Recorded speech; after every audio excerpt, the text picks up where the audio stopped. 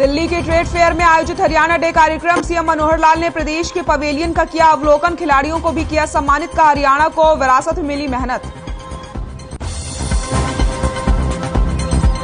CM Manohar Lal का प्रदूषण को लेकर बयान, कहा प्रदूषण पर आरोप प्रत्यारोप सही नहीं, अगर इसका जवाब दिया है तो सुप्रीम कोर्ट ने दिया है।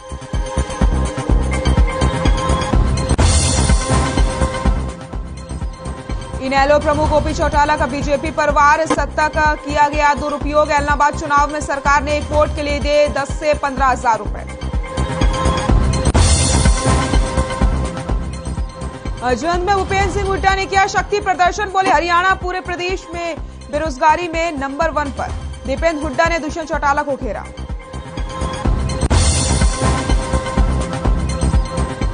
गुरुग्राम में पेश की गई एकता की मिसाल, श्री गुरु सिंह सभा की मुस्लिम भाइयों से अपील, कहा गुरुद्वारे में कर सकते हैं नमाज अदा।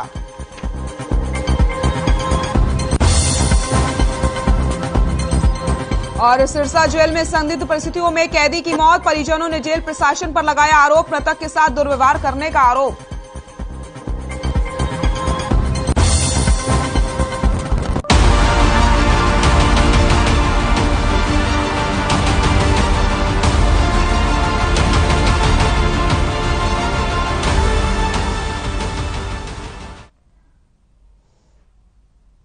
नमस्कार, हमारे खास कार्यक्रम आज का अखबार में आप सभी का स्वागत है। मैं हूं आपके साथ सृष्टि शुक्ला।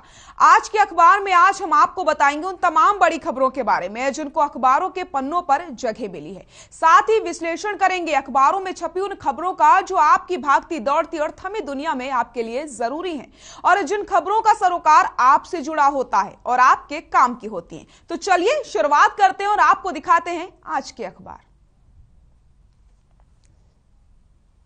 सबसे पहली खबर बताते हैं आपको दैनिक जागरण अखबार से। इस खबर को हमने आपके लिए चुना है। प्रदूषण पर आरोप प्रत्यारोप अनुचित है। जी हां, मुख्यमंत्री मनोहर लाल का कहना है कि प्रदूषण के मामले पर आरोप प्रत्यारोप अनुचित है। इस मामले पर दिल्ली सरकार या किसी का भी आरोप लगाना सही नहीं है। अब ऑड इवन फॉर्मूले पर विचार किया जाएगा। तो जिस तरीके से प्रदूषण लगातार बढ़ता चला जा रहा है, ऐसे में लगातार आरोप प्रत्यारोप का भी दौर जारी था, एक दूसरे पर आरोप लगाए जा रहे थे। अब ऐसे में मुख्यमंत्री मनोहर लाल ने भी साफ तौर पर कह दिया है कि आरोप प्रत्यारोप लगाना बिल्कुल ठीक नहीं है। ऐसे में कदम उठाने चाहिए कि किस तरीके से हमें प्रदूषण को रोकना चाहिए। और मुख्यमंत्री ने यह भी कहा है कि ऑड इवन फॉर्मूले को लागू करने पर विचार किया जाएगा। हमारे साथ खास मेहमान भी जुड़ गए हैं आज के इस कार्यक्रम में चर्चा करने के लिए। राजेश संडीले हमारे साथ जुड़ गए हैं, वरिष्ठ पत्रकार हैं। रमेश हमारे साथ जुड़ गए हैं, वरिष्ठ पत्रकार हैं। राजेश जी, सबसे पहले आपके पास आना चाहूंगी। जिस तरीके से लगातार प्रदूषण बढ़ता चला जा रहा है, लोगों को परेशानियों का सामना करना पड़ रहा है, ऐसे में आप देख रहे हैं कि लगातार आरोप प्रत्यारोप का भी दौर जारी था। अब मुख्यमंत्री ने साफ तौर पर कह दिया है कि आरोप लगाने से कुछ नहीं होगा, बल्कि कदम उठाने पड़ेंगे कि कैसे आखिरकार हम प्रदूषण को रोक सकते हैं। जी, ये मुद्दा तो देखो आज ज्वलंत मुद्दा है।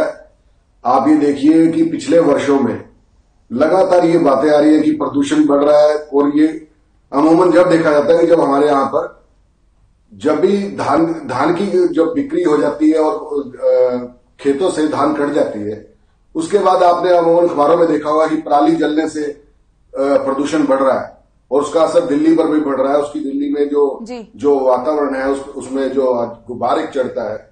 लेकिन आप ये बहुत कम मैंने देखा कि उसमें ये कोट नहीं करते कि पराली नहीं जलती, वो फाने जलते हैं और वो आज से नहीं जल रही है, वो सदियों से जल रही है, उससे इतना असर नहीं होता जो आप जिसे प्रदूषण की मात्रा वातावरण में कह रहे हैं। पराली बहुत उपयोग की आइटम रही है हमारे यहाँ पर। किसान उसको ऐसे दुरुपयोग नहीं करता जो कि जला के उसे नष्ट कर दे। फाने इतना भी लेकिन जितने भी उससे अगर आप माना जा रहा है कि उससे भी वातावरण पे असर पड़ रहा है, उस स्थिति से निपटने के लिए सरकार ने अपने स्तर पे बहुत सी ऐसी मशीनें मंगाई हैं जिनका उपयोग एक कैरेट बना के यूज किया जा रहा है। लेकिन उन कैरेट से भी यानी पिछले वर्षों में आप ये देखिए कि जो फसल का रकबा है, लगातार जो हमारी प्रोग्रेस हुई है प्रदेश में, और सिर्फ न केवल हरियाणा में, जो हरियाणा के पड़ोसी राज्य हैं उसमें भी बिल्कुल जो फसल जो हमारा उत्पादन होता था, किसान उत्पादन करता था, उसमें अब काफी विकास के कारण प्लाटिंग हो चुकी है, कई यूनिटें लग चुकी हैं, और उसके बाद जो हमारी जो धान कटान होती है, धान कटान के बाद जो फानों का निपटान होता है वो पहले भी जलाकर ही होता था। मैं ये बिल्कुल नहीं कहूंगा कि उसे फाने को जलाना चाहिए, लेकिन जब आज हम एक आधुनिक युग में खड़े हैं और बहुत से ऐसे उपकरण हमारे पास आ चुके हैं जिससे कि हम पराली का भी निपटान कर सकते हैं और फानों का भी, और जलाने की वो आगे प्रयास ना किया जाए, उसके लिए प्रशासन अपने स्तर पे अभी बहुत सी ऐसी मशीनें अलग अलग क्षेत्रों में वितरण कर चुका है और किसान उसका उपयोग भी कर रहे हैं। ज्यादा कदा अभी भी कई ऐसी घटनाएं होती हैं, अभी जैसे अंबाला में है, पिछले वर्षों में अंबाला काफी आगे चल रहा था, अब अंबाला में इस बार जो 10 जिले हैं जो चिन्हित करे उनमें नहीं है, तो इसका मतलब जो कार्रवाई चल रही थी उस कार्रवाई का असर वहां पर दिखा है। प्रदूषण सिर्फ एक यही कारण नहीं है कि फसल फसल फसल और फसल, प्रदूषण में हमारे जो बिल्कुल राजेश जी, बिल्कुल सही कहा आपने। हम किसानों को सिर्फ किसानों के ऊपर आरोप नहीं लगा सकते हैं, सिर्फ एकमात्र कारण पराली नहीं है। बिल्कुल, ये बात आपकी बिल्कुल सही और मैं सहमत हूं इस बात से। जी जी वाहन हम यूज करते हैं, आप जाइए कि प्रदूषण जो आपका एक सर्टिफिकेट बनता है, आप एक 100 रुपए की या 120 रुपए की पर्ची कटवाइए, उसके बाद आपका वाहन एकदम प्रदूषण रहित हो जाएगा। जबकि वो प्रदूषण कितना दे रहा है ये आप देखिए, उसके ऊपर कोई वो नहीं है, कार्रवाई हो रही है। हमारे जो ट्रैफिक पुलिस है या जो भी इस चीज पे, मैं अभी एक रिपोर्ट लेने गया था कल एनजीटी के पास कि हमने अभी तक प्रदूषण फैलाने वाले जो भी जहां से भी निकलता है वो वहां पर हमने कितनी कार्रवाई की है। एनजीटी की वहां पर विंग की जो हेड थी उन्होंने कहा मेरे पास अभी मैं रिपोर्ट नहीं दे सकती, यानी कि इस तरह की रिपोर्ट को छुपाया जाता है। जब तक हम इस चीज की जो हमारे वाहन है, जो हमारे जो यूनिट हैं, उनके ऊपर कार्रवाई नहीं करेंगे और उन पर सिर्फ दिखावी कार्रवाई नहीं, वो रेगुलर कार्रवाई चलनी चाहिए, रेगुलर हमारी वो एक मुहिम जारी रहनी चाहिए। और सिर्फ ये कहना कि स्कूल में, कॉलेज में और अपने स्तर पे एक जागरूकता अभियान चला के देखिए, जागरूकता अभियान हमारे देश में पहले जब टीवी या अखबार या और माध्यम नहीं थे, हमारे पास हमारे संसाधनों को बचाने के लिए बहुत सारी जागरूकता हमारे जो घरों से ही चलती थी। हम अपने पेड़ पौधों को हम अपना संरक्षित करते थे। आज कहाँ पेड़, आज घरों में है ही नहीं पेड़ पौधे। आप ये देखिए, आज हमारे जो हमें प्रदूषण से बचाने के जो भी माध्यम है उन्हें तो हम नष्ट कर रहे हैं। बिल्कुल तो सही कहा। और हम हल्ला मचा रहे हैं कि प्रदूषण हो गया, बाढ़ आ गई। जी बिल्कुल राजेश जी, आपकी बात से मैं बिल्कुल सहमत हूं। लगातार जिस तरीके से आरोप प्रत्यारोप का दौर जारी है, गंभीर परेशानी है ये प्रदूषण, क्योंकि लोगों को लगातार तकलीफों का सामना करना पड़ रहा है। ऐसे में हमें फैसला ये लेना चाहिए कि आखिरकार कैसे प्रदूषण को कम किया जा सकता है, ना कि आरोप लगा करके कुछ नहीं होने वाला है। साफ कह दिया। हम सिर्फ ये नहीं कह सकते लोगों को, ये पूरी व्यवस्था को, यानी हमारे यहाँ पक्षी सबको मिलकर, जीव जंतु भी है। आप जो वातावरण जो हमारे जीव जंतु से प्रभावित हो रहे हैं। आप देखिए कि हमारे वातावरण में जो हमने बचपन में जो जीव जंतु अपने नजदीक देखे होंगे, पक्षी जो देखते थे, आज वो पक्षी नदारद हैं, वो है नहीं। तो वो हमारे कहीं ना कहीं वातावरण को बचाने में हमारे एक बहुत बड़े सहयोगी थे, हमारे मित्र थे। अब हमने अपने मित्रों को नष्ट कर दिया, हमने वृक्षों को खत्म कर दिया। हम हल्ला मचा रहे हैं सिर्फ एक ये करके कि प्रदूषण हो गया, प्रदूषण हो गया। भाई प्रदूषण क्यों हो गया? क्या पहले क्या आज ज्यादा बड़े उत्पादक बन गए फसलों के? क्या ज्यादा रकबा है आज हमारे पास? यदि ज्यादा रकबा है तो क्या देश की जो सीमाएं थी हमारी वो बढ़ गई है? अब क्या खेत की संख्या, हमारी जो खेत का क्षेत्रफल है वो बढ़ गया है? जब हम वहां पर फैक्ट्री बना चुके हैं, वहां प्लाटिंग कर चुके हैं, डेली प्रतिदिन हम अखबारों में पढ़ते हैं कि आज फिलहाल अवैध कॉलोनी में जेसीबी चली, आज उसने वहां पर कार्रवाई की, तो वो प्लाट बन का रहे हैं। वो प्लाट कोई किसी उपग्रह पर तो बन नहीं रहे, हमारे देश में बन रहे हैं। जो हमारे देश में जो रकबा घटा है, वो रकबा उसमें तो फसल नहीं उग रही, उसमें तो हमारा उत्पादन नहीं हो रहा है। बिल्कुल वहां पर रकबा भी घट रहा है और प्रदूषण भी बढ़ रहा है। ये तो एक कमाल हो रही है, यानी कि और ये इस बात पर चिन्हित ही नहीं किया जा रहा कि बढ़ क्यों रहा है। हमारी जो नदियां हैं, नदियों के जो हमारी नदियां थी, अब हमारे यहाँ पर सरस्वती बिल्कुल सही कहा आपने, बिल्कुल राजेश जी, मैं बिल्कुल बिल्कुल सहमत हूं आपके बात से। इसमें प्रशासन को मिल करके, लोगों को मिल करके, सबको मिल करके ही ध्यान देना होगा, तभी इस प्रदूषण से हमें निजात मिल सकती है, क्योंकि ये परेशानी सबके लिए परेशानी है, सबको तकलीफ हो रही है इस बढ़ते हुए प्रदूषण से। अब हम रुख करेंगे अगली खबर का। जो हाँ, दैनिक जागरण अखबार से इस खबर को हमने आपके लिए चुना है। सीएम मनोहर लाल का कहना है कि दूसरे प्रदेशों के लिए नाजीर बन रही है हरियाणा की योजनाएं, क्योंकि हरियाणा में लगातार योजनाएं चलाई जा रही हैं। राज्य की कई योजनाओं को केंद्र सरकार ने भी देश में लागू किया है। तो हम बात कर रहे हैं दूसरी खबर की, जो कि दैनिक जागरण से हमने आपके लिए चुनी है। जी हाँ, इस खबर में यह है कि जिस तरीके से हरियाणा में विकास हो रहा है, जिस तरीके से हरियाणा में योजनाएं चलाई जा रही हैं, उसको लेकर के मुख्यमंत्री का कहना है कि लगातार जो योजनाएं चल रही हैं हरियाणा में, उसे केंद्र सरकार ने भी लागू किया है देश में, और लगातार इसको लेकर के चीजें भी हो रही हैं। रमेश, आपके पास आना चाहूंगी। सीएम मनोहर लाल ने हरियाणा की तारीफ की है कि जिस तरीके से हरियाणा में हम योजनाएं चला रहे हैं, वो कई प्रदेशों के लिए नाजीर साबित हो रही हैं। देखिए, बिल्कुल बताना चाहूंगा कि जिस प्रकार से तो पिछले जो 5 साल का कार्यकाल रहा या अब 2 साल का कार्यकाल रहा है, तो इसमें 7 सालों में जो हर वर्ग के लिए जो मनोहर लाल खट्टर ने जो कार्य किए हैं वो सराहनीय है। ऐसे में अगर विधवा पेंशन की बात की जाए, बेटी बचाओ बेटी पढ़ाओ अभियान के अंदर उनका योगदान किया जाए, या बेरोजगारी भत्ते जो लोग हैं उनको बेरोजगारी भत्ता देने की बात की जाए, तो ये कई ऐसे कार्य हैं जो सराहनीय है। इसके बाद जो विकास ग्रामीण क्षेत्रों में बात की जाए, तो ग्राम क्षेत्रों में जो सड़कें बनाई गई हैं, या इसके अलावा जो किसानों को जो राहत मनोहर लाल खट्टर सरकार में दी गई है, वो भी सराहनीय है। तो ऐसी जो योजनाएं जो कई थी, तो केंद्र सरकार भी उन्हें लागू कर रही है। जी बिल्कुल बिल्कुल सही कहा रमेश। तो लगातार जिस तरीके से योजनाएं चलाई जा रही हैं, उसको लेकर के लगातार तारीफ की जा रही है, और पीएम नरेंद्र मोदी ने भी जो हरियाणा में योजनाएं चलाई जा रही हैं उनकी तारीफ की थी कि लगातार विकास हो रहा है हरियाणा में। राजेश जी, आपके पास आना चाहूंगा। जिस तरीके से लगातार आप देख रहे हैं हरियाणा में योजनाएं चलाई जा रही हैं, कई तरीके से लोगों को लाभ भी मिल रहा है, इन योजनाओं की लगातार लोग भी तारीफ करते आ रहे हैं, और प्रधानमंत्री नरेंद्र मोदी ने भी स्वयं इनकी तारीफ की थी। इसको लेकर क्या कहेंगे आप? देखिए, आप सबसे पहले तो स्पष्ट कीजिए कि योजना किसकी हम बात करें, कौन सी योजना हम जिसकी सराहना हुई है हमें, क्योंकि हमें पता होना चाहिए किस योजना पे हम बात कर रहे हैं। किसानों के लिए जिस तरीके से हमारी हरियाणा की कौन सी ऐसी योजना है नहीं, वो ठीक है। हरियाणा में देखिए कई चीजों में पिछले 7 साल में योजनाओं में किसानों को लेके जो लेकिन किसान क्यों नहीं कह रहा है कि हमें उस योजना का ये भी हमें देखना पड़ेगा कि किसान क्यों संतुष्ट नहीं है अभी तक। उन्हें योजनाओं का लाभ नहीं मिल रहा है, या योजनाएं उनके लिए पर्याप्त नहीं है, या योजनाओं का उन्हें ज्यादा योजनाओं के बारे में बताया गया था, संतुष्ट किया गया था कि हम आपको ये लाभ हमें देंगे सत्ता में आने पे। वो ऐसी कौन सी योजना है कि जो किसान संतुष्ट नहीं है, वो लगातार धरने और सड़कें जाम करके बैठे हैं, तो वो उन योजनाओं का लाभ मिलने के बाद भी क्यों ऐसा वो कर रहे हैं?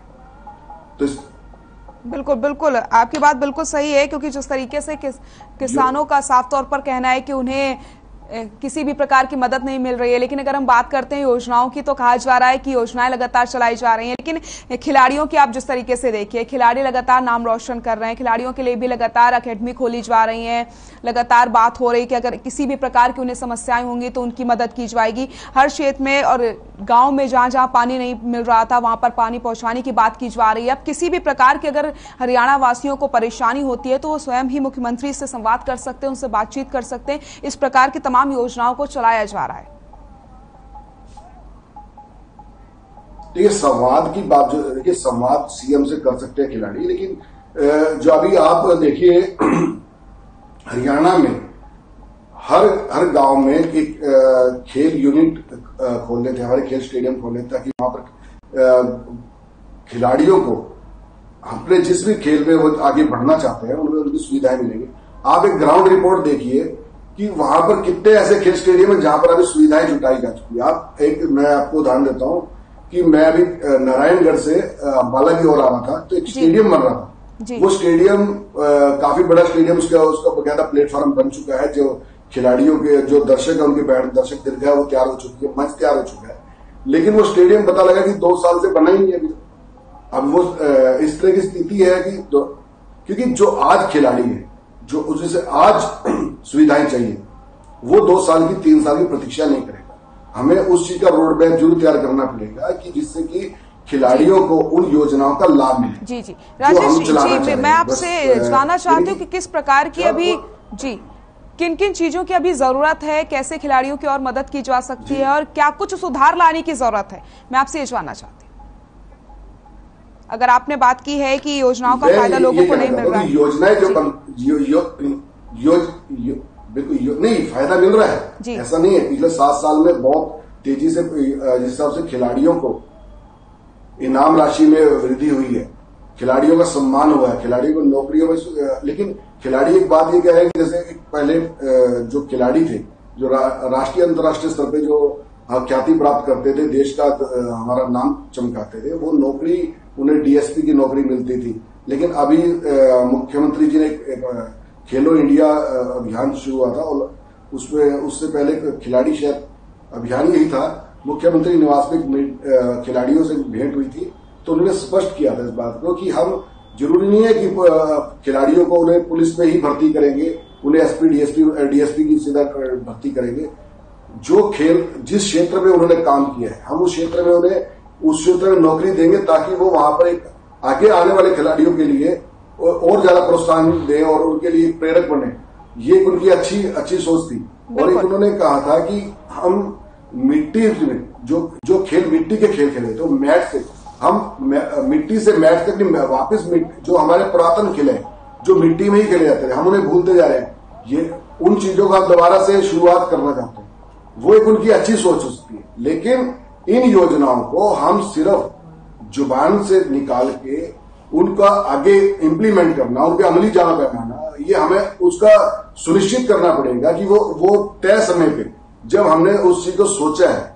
ये अब ये बताइए कि आज चीन है, कोरिया है, अमेरिका है, दूसरे देश है, ठीक है वो हमसे ज्यादा प्रगति कर चुके, लेकिन हम उनसे पीछे नहीं है बहुत ज्यादा। लेकिन वहां पर वो लोग ये नहीं है कि 3-3 साल 4-4 साल इस बात का इंतजार करवाएंगे कि पहले उनके लिए स्टेडियम बनेगा, पहले 4 दीवारी बनेगी, उसका धरातल तैयार होगा। वो इंतजार नहीं करवाएंगे। इंतजार में एक पीरियड 3 साल में टाइम बीत जाता है। उस समय वो खिलाड़ी के अंदर जो जज्बा होता है, जोश होता है, उस पर काफी हद तक उसे सामना करना पड़ता है कि पीछे रहने का। जबकि जो दूसरे क्षेत्र में या जो सुविधा संपन्न जो खिलाड़ी होते हैं वो उससे कम्पीट कर जाते हैं। बिल्कुल राजेश जी, बिल्कुल। तो कहीं ना कहीं अब यहाँ पर सोचने की भी जरूरत बन जाती है कि जैसे बिना हमारे देश के बिना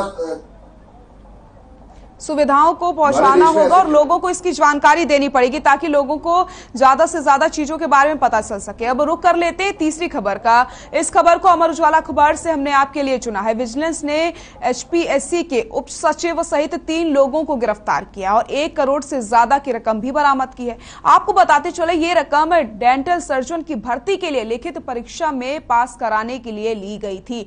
तो डिप्टी सेक्रेटरी अनिल नागर की गिरफ्तारी हुई है। इसी खबर का रुख करेंगे और इसी पर चर्चा करेंगे। रमेश, आपके पास आना चाहूंगे। जिस तरीके से डिप्टी सेक्रेटरी अनिल नागर की गिरफ्तारी हुई है, 1 करोड़ से ज्यादा रकम भी बरामद की गई है, इसको लेकर क्या कुछ जानकारी मिल रही है? देखिए, बिल्कुल बताना चाहूंगा कि पहले तो जो प्रदेश सरकार है, इनका जो एक नारा था कि ना खर्चे ना पर्ची, और जो सिर्फ योग्यता के आधार पे जो भर्तियां की जाएगी। ऐसे में जिस प्रकार से ये कल डेंटल भर्ती में ये जो मामला सामने आया, जिसमें अच्छे अधिकारी अनिल नागर को 1 करोड़ से अधिक की राशि सहित गिरफ्तार किया गया है, तो कहीं ना कहीं ये बड़े सवाल पैदा करती है कि सरकार के जो चहेते अफसर भी बताए जा रहे हैं अनिल नागर, और इस प्रकार की जो रिश्वत ली गई है उनके द्वारा, तो इसमें किन किन लोगों का तार जुड़े हुए हैं। और अब ये जो उनसे पूछताछ की जाएगी इसमें ही खुलासा हो पाएगा। लेकिन फिलहाल जिस प्रकार से ये पीछे भी एक पुलिस भर्ती में भी पेपर लीक होने का मामला सामने आया था, तो ऐसे जो अधिकारी जो इस प्रकार से सरकार की छवि भी खराब कर रहे हैं या युवाओं के साथ खिलवाड़ कर रहे हैं, जो युवा इस नौकरी पाने में सक्षम है, वो वंचित रह जाते हैं ऐसे अधिकारियों के कारण। जी बिल्कुल, रिश्वत इस तरीके से ली जा रही है, लगातार युवाओं के साथ खेल किया जा रहा है। तो रमेश, जिन लोगों की गिरफ्तारी हुई है उनसे पूछताछ हुई है, क्या और भी लोगों पर गाज गिर सकती है आने वाले समय में?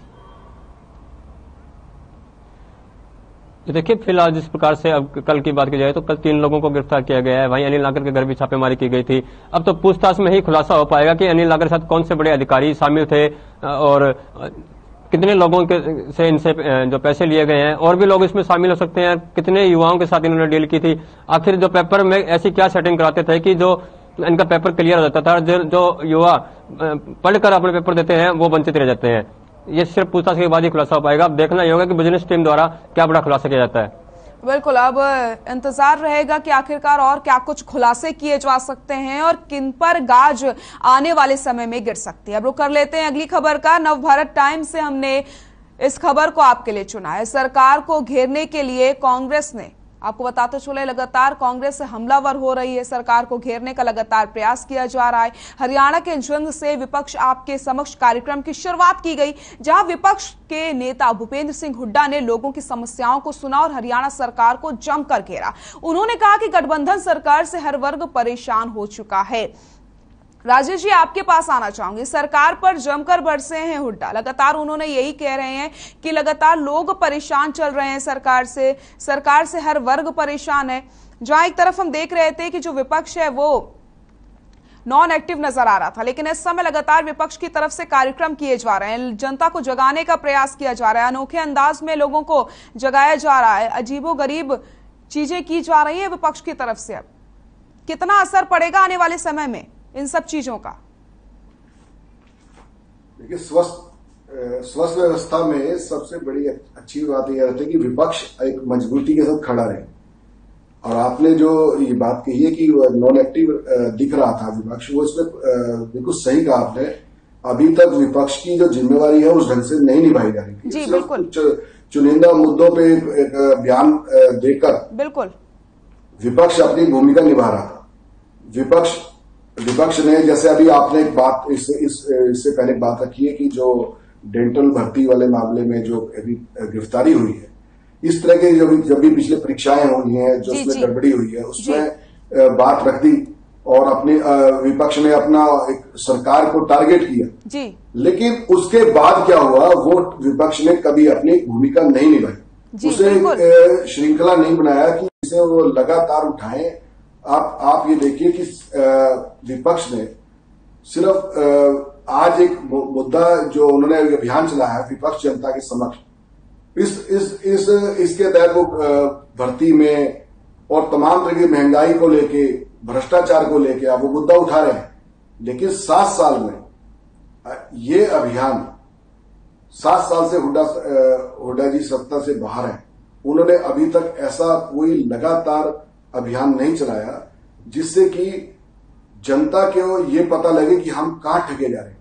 आप, और ऐसा नहीं है कि जनता को विपक्ष बताएगा या मीडिया बताएगा कि हम ठगे जा रहे हैं। जनता को तो पता है कि हम ठगे जा रहे हैं किसी भी स्तर पर। अभी आप पेट्रोल को ले लीजिए, सीएनजी को ले लीजिए, डीजल को ले लीजिए, रेट कहां पहुंच रही है। आप उसको तर्क दिया था, जो तर्क पहले दिया था कि रेट डाउन होगा, आज विपक्ष क्या होता है कि जब भी रेट बढ़ता है या घटता है उस समय एक अपनी बयान देता है और वो अपनी भूमिका अदा कर देता है। अब ये अभियान चलाया है, ठीक, देखते हैं इसमें विपक्ष कितना मजबूती से जनता को ये बात है। लेकिन क्योंकि जनता ये भी देख रही है कि पहले क्या हुआ। अभी मैं दोबारा, राजेश जी, यहाँ पर मैं आपको रोकना चाहूंगी और राजेश जी यहाँ पे मैं आपको रोकना चाहूंगी और हम आपसे जवाब लेंगे। इसी बीच आपको एक और हम खबर बता देते हैं। पंजाब केसरी अखबार से इस खबर को हमने आपके लिए चुना है। आगामी चुनाव में इनेलो की सरकार बनेगी, ऐसा ओपी चौटाला का बयान सामने आया। आपको बताते चले, इनेलो सुप्रीमो ओम प्रकाश चौटाला ने कहा कि आगामी चुनाव में इनेलो की सरकार बनेगी। आपको बता दें कि इलाहाबाद उपचुनाव में इनेलो प्रत्याशी की जीत हुई थी, जिसके बाद से लगातार उन्हें लग रहा है कि अब आने वाले समय में जो सरकार है वो इनेलो की ही बनेगी। राजेश जी, अब मैं आपसे जवाब लेना चाहूंगी। देखिए, पूर्व मुख्यमंत्री ओम प्रकाश चौटाला जी जिंदा दिल राजनेता है, इसमें कोई दो नहीं है। वो चाहे उनका एक भी विधायक ना हो, तब भी वो ये बात कहने का दम रखते हैं कि हमारी सरकार अगली बार आएगी। ये 2005 से वो लगातार कह भी रहे हैं। चाहे उनकी 31 सीट थी तब भी, 30 थी तब भी, 9 थी तब भी, और आज 1 है तब भी, और एक अभी पिछले दिनों में 1 भी नहीं थी तब भी वो ये बात को कहते हैं। और वो इस बात, और ये किसी भी योद्धा के लिए मैं कह सकता हूं कि ये जरूरी, हम इसका कोई इसका मजाक भी उड़ा सकता है कोई विपक्ष वाला कि विधायक तो उनके पास है नहीं और वो ना ही उनके पास अभी इतना वो मजबूत संगठन है कि परिवार 2 पार्ट हो चुका है जी, कि उसके बावजूद ओम प्रकाश चौटाला जी किस दम पे ये बात कह रहे हैं। वो राजनेताओं की अपनी एक रणनीति रहती है, उनका एक अपने जो कार्यकर्ता है उनमें एक जान फूकने वाला, उन्हें पूरा उनमें उत्साह पैदा करने वाला एक भावना रहती है कि हम उन्हें ये कहे कि भी आप बिल्कुल अब घरों में मत बैठिए, आप इनालो की संगठन शक्ति को मजबूत करके आगे बढ़िए और हम सत्ता की तरफ अग्रसर हैं। जो आपने रही बात, आपने एलनाबाद चुनाव की बात की, एलनाबाद सीट इनकी पहले से थी, आज भी है और आगे रहेगी। जो उनकी वहां पर भूमिका के ऊपर जनता वहां की तय करेगी। लेकिन सत्ता में अभी जो 2 साल पहले जब ताजा पार्टी बनी थी हमारी जजपा, वो नहीं कह सकते थे कि हम सत्ता में, आज वो सत्ता में हैं। कल को ऐसा क्या उनका गणित बैठता है कि गोटियां कौन सी फिट होती हैं कि इनेलो सत्ता में आ जाए, ये कहा नहीं जा सकता। ये आपको आप भी बहुत पहले से सत्ता की गठजोड़ों का, जो राजनीतिक दलों के गठजोड़ों का देखते रहे होंगे।